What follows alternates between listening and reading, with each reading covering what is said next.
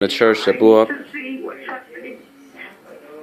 So 4 tenants who lived above the church are unaccounted for? Some are accounted for. 4 of them are not. 4 not accounted for. One of them was off from work. Most likely she was in the building. And we have a mother who has a sick son. So unless they're at an appointment in the hospital, they may have been in the explosion. And then we have a young man and his wife who go to school late. So they may have been sleeping. And we can't reach them.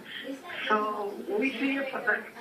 Carmen, obviously this is an emotional time for you, and we thank you for spending a few moments with us here. Where were you when the explosion took place today?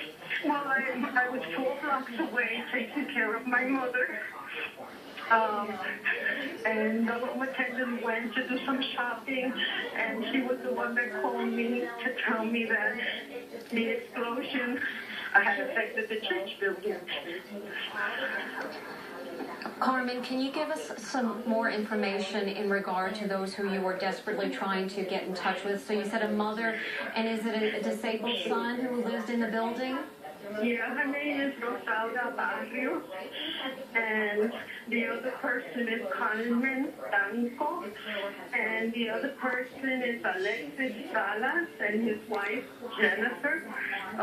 We haven't been able to get in touch with them. Yeah. Carmen, you don't know where to begin here. We had heard reports that there was a potential gas issue at the building a few months back. Is there any truth to that? Well, there had been a gas leak. I called Con Edison. They came. They found the leak. We put in a new pipe and everything. We had no more odors. Last night at the corner, at the northwest corner, the northwest corner, there was an odor, and I went into the store there at the corner to let him know in case it was from his building, and he said he would look into it, and then we went home. So you did smell gas in the area last night? Last night, yeah, we had prayer night, and when we came out of church, at the corner, outside in the street, there was a smell of gas. It would come and go, so I thought it was from the corner store there. There's a deli, and so I went to the owners and told them, and he said they would look into it, and then we went home. Carmen, above your church, there were a number of apartments. What about next door, above the piano repair shop? How many? They also had apartment. I would say the same amount as 6 apartments. Tenants. They used the first floor for the pianos. So I think they had 6 or 8 because the church was really 2 floors. The first floor and the second. So we had 6 tenants. They probably had 8.